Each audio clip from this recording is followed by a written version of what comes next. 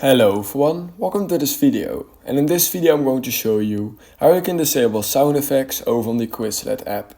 So in order to disable sound effects, all you need to do is open the Quizlet app, just like this.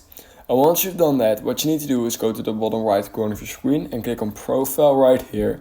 And once you've done that, click on Your Settings. And right here, if you scroll just a little bit down, you will find Sound Effects. And if you just simply disable that, you will not get any sound effects from the Quizlet app.